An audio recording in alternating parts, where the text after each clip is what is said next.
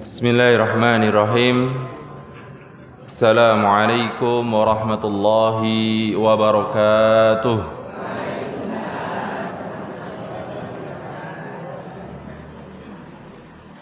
Alhamdulillahi rabbil alamin.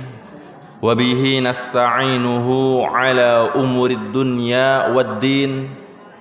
Wassalatu wassalamu ala al-asrafil anbiya'i wal mursalin Nabiyyina Muhammadin sallallahu alaihi wasallam wa ala alihi wa ashabihi ajma'in. Ashhadu an la ilaha illallah wahdahu la sharika lah wa ashhadu anna Muhammadan abduhu wa rasuluhu la nabiyya wa la rasula ba'dah.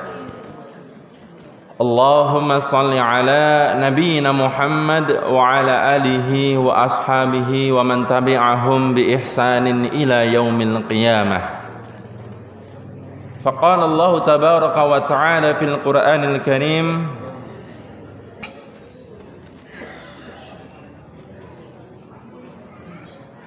Faqala Allah ta'ala a'udzu billahi minasy syaithanir rajim. Bismillahirrahmanirrahim.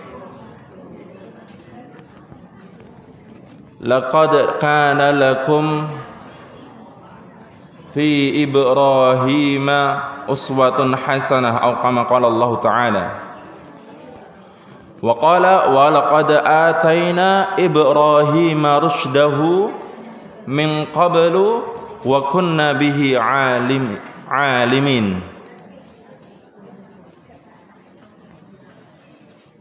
Jamaah kajian Ahad Pagi rahimani wa rahimakumullah.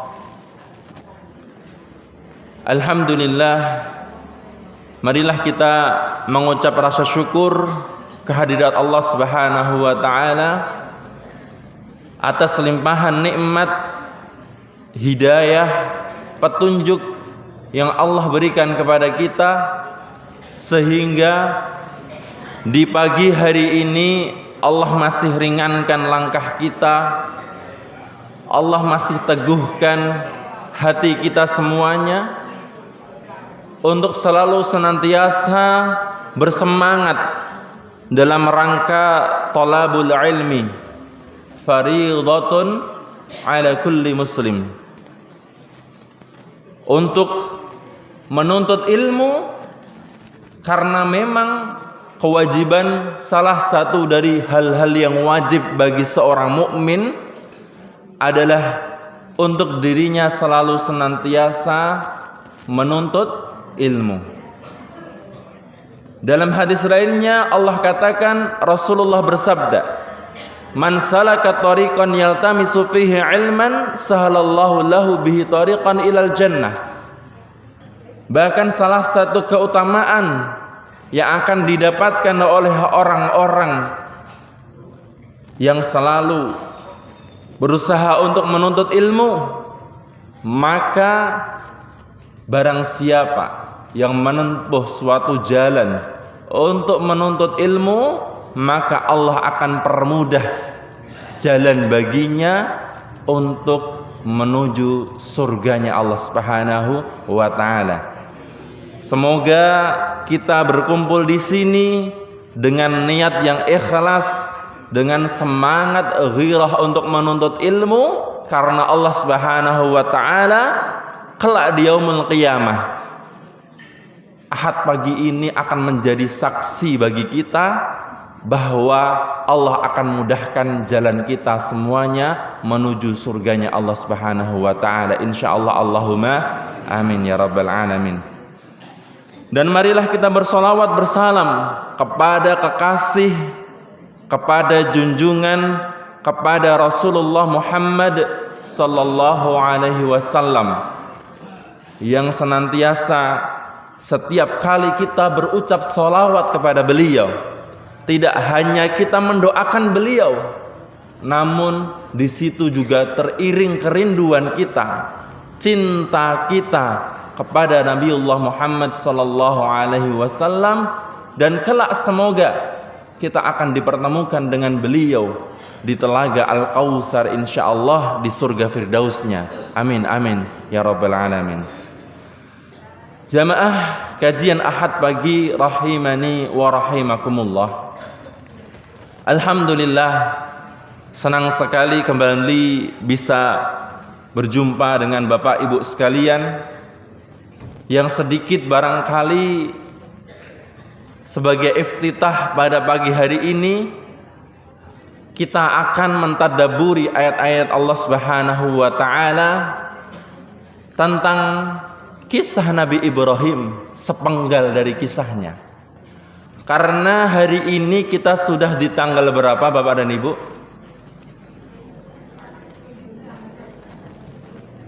Tanggal 30 Hijriah. Hijriah itu kalendernya. 30 Dzulqa'dah atau Dzulhijjah? Dzulqa'dah. Dan besok kita akan memasuki tanggal berapa kok Dzulhijjah? 1 Dzulhijjah insyaallah. Dan 10 hari kemudian kita akan bertemu dengan hari raya Idul Adha. Yang Masya Allah, ketika Maulid datang, kita akan selalu senantiasa mengulang-ulang kisah Nabiullah Muhammad sallallahu alaihi wasallam. Tapi ketika Dzulhijjah datang, maka banyak asatidzah, banyak para ulama yang akan mengingatkan kita tentang kisah-kisah Nabi Ibrahim beserta keluarganya, Nabiullah Ismail dan juga para istrinya Hajar dan Hawa. Karena Masya Allah, Nabi Ibrahim ini termasuk daripada Nabi yang Allah perintahkan untuk kita ikuti, untuk kita tauladani. Karena memang dari kisahnya banyak sekali hikmah. Bahkan atas keberkahan keluarga Nabiullah Ibrahim banyak sekali sunnah-sunnah, banyak sekali ajaran-ajaran beliau yang Allah abadikan bahkan hingga yaumul qiyamah. Contoh apa Bapak Ibu? Syariat Nabi Ibrahim yang masih ada sampai hari ini dan kelak sampai yaumul qiyamah. 1. Hari raya kurban. Berkurban itu contoh pertama kali dicontohkan oleh Nabiullah Ibrahim ketika menyembelih. Enggak. Kata siapa Nabi Ibrahim menyembelih anaknya? Yang disembelih domba. Walaupun awalnya niatnya itu ke anaknya, tapi enggak jadi disembelih, Pak, Bu. Jadi jangan bilang Nabi Ibrahim menyembelih anaknya. Hampir. Nah, kalau hampir benar. Yang kedua ada juga syariat. Ya, ketika Nabi Ibrahim melempari syaitan yang membisik-bisik telinganya manakala ingin menyembelih anaknya. Ingin loh ya. Jadi belum tentu menyembelih. Ya. Maka diabadikan dengan syariat lempar jumrah. Lalu ada juga sa'i yang dicontohkan oleh ibunda Hajar. Dan ada lagi tempat yang paling barokah di antara Ka'bah dan Maqam Ibrahim.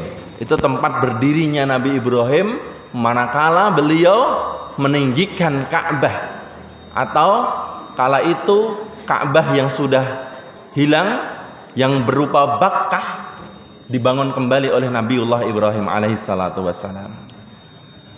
Maka sesungguhnya, ya, singkat cerita, ini Nabiullah Ibrahim ini memiliki seorang ayah yang bernama Azar. Dan dari Azar ini lahirlah 3 orang, Pak Bu. Ibrahim, Nahur, dan Haran.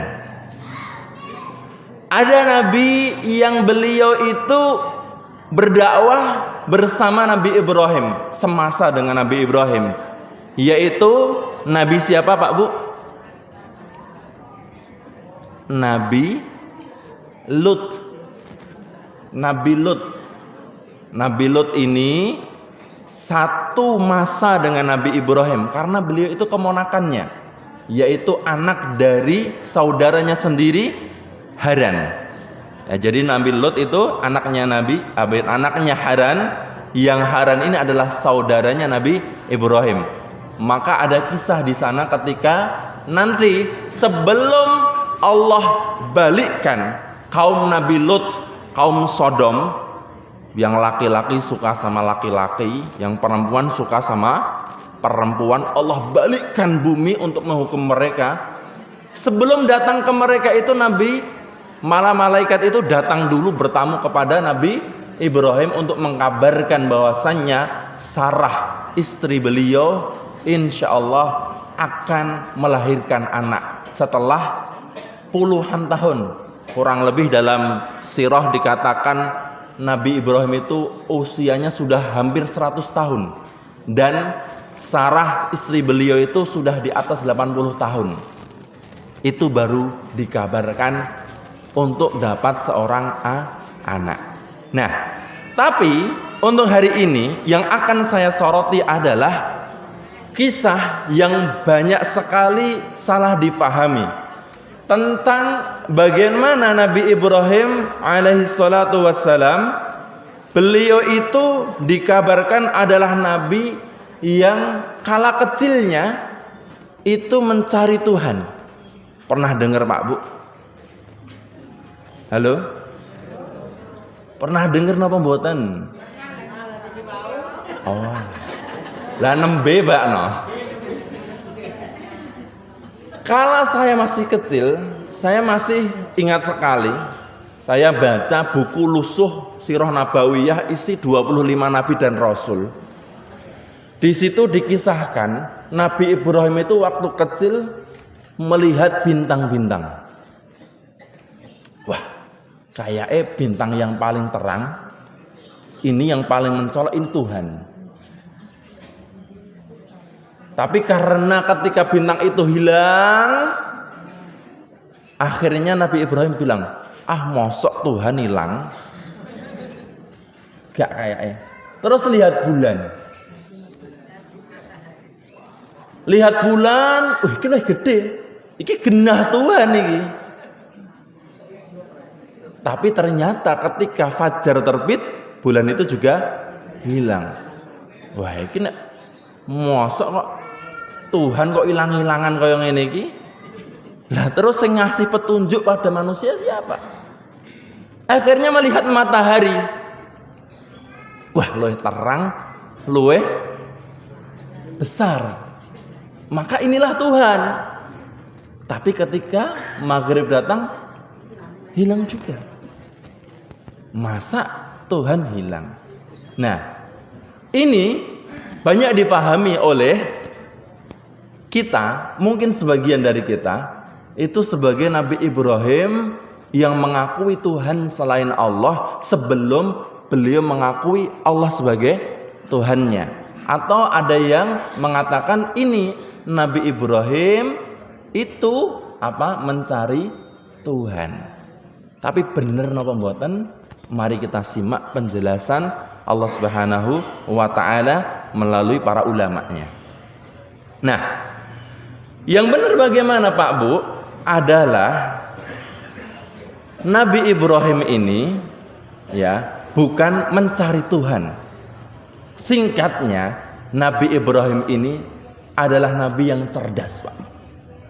Beliau itu dilahirkan di daerah Babilonia yang sekarang kalau Pak Bu sekalian nanti punya rezeki mau mentadaburi, mau melihat ayat-ayat Allah yang nyata, itu di Irak tepatnya.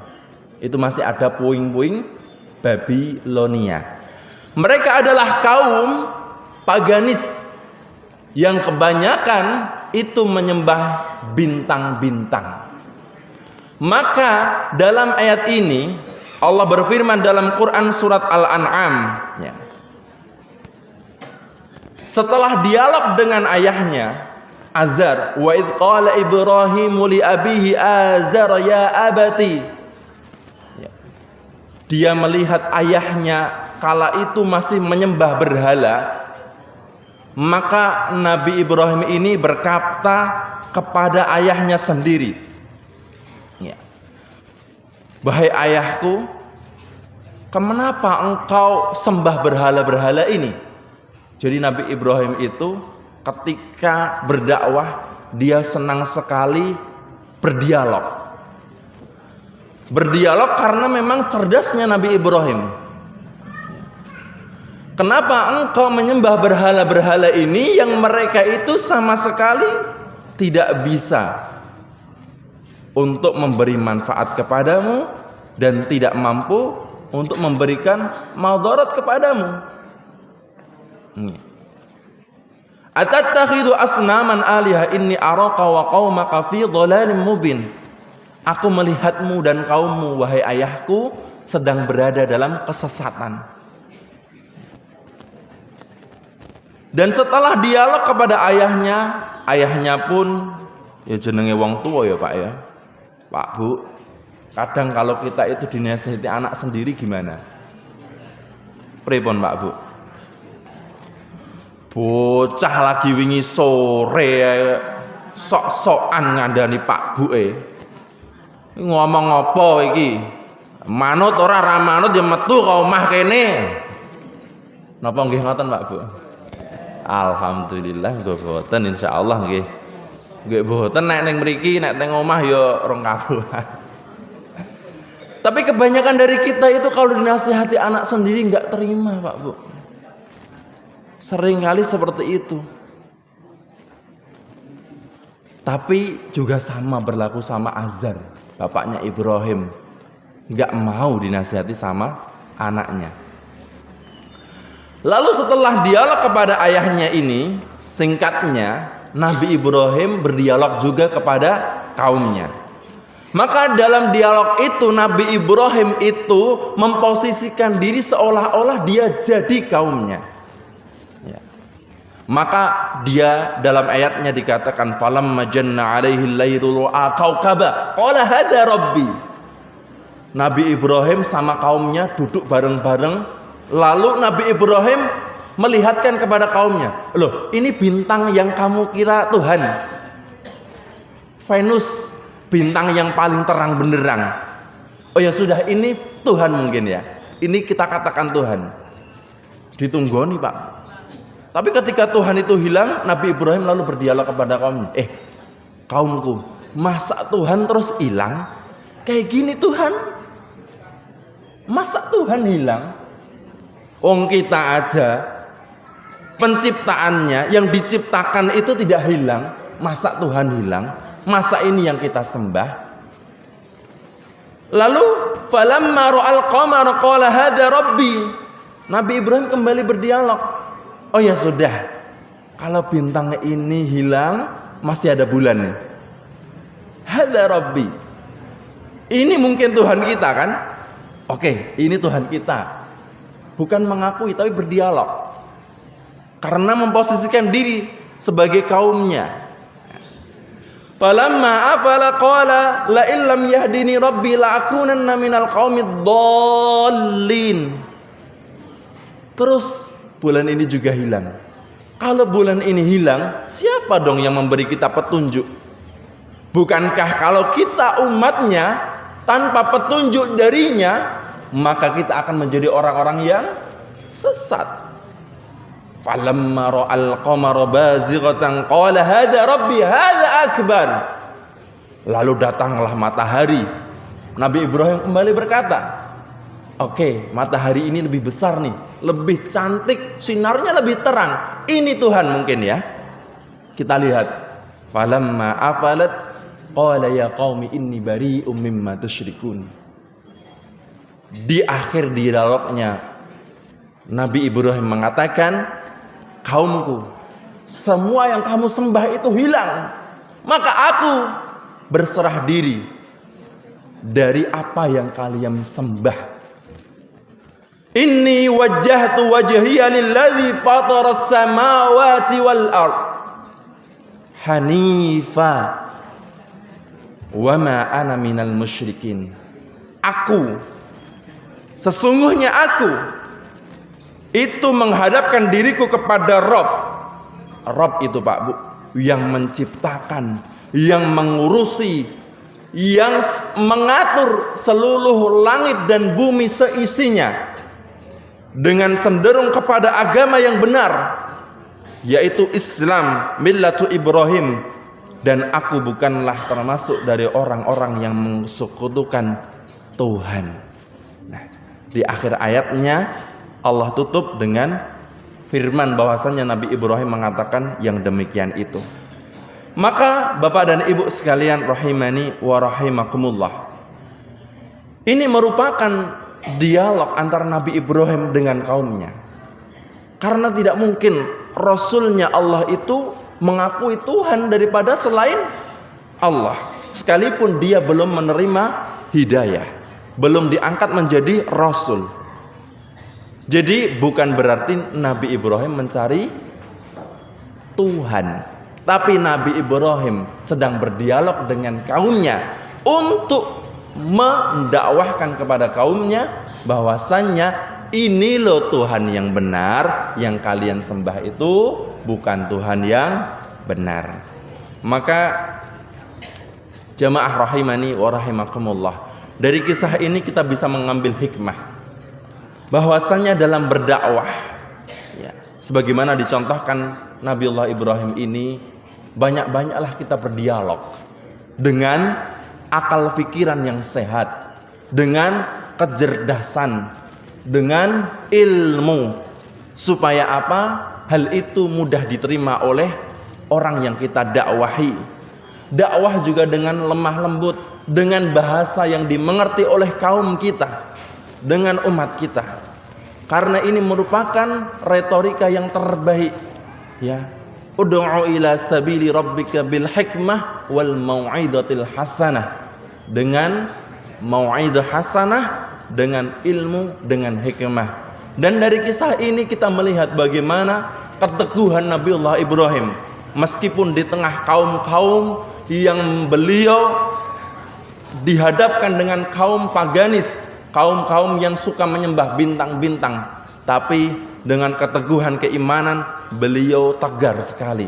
Inilah kisah di balik kisah yang akan mengantarkan beliau kepada kisah-kisah berikutnya, di mana bertemunya dengan Hajar ketika menikah, lalu lahirlah Ismail dan dijulukilah dia sebagai Khalilullah, kekasihnya Allah, Abul Anbiya, sebagai bapaknya para nabi, karena memang dari keturunannya akan lahir Ishak, Yakub, Yusuf, Musa, Ilyas, sampai nanti Isa, dan juga dari keturunan Nabi Ismail nanti lahirlah Nabiullah Muhammad SAW, dan masih banyak sekali.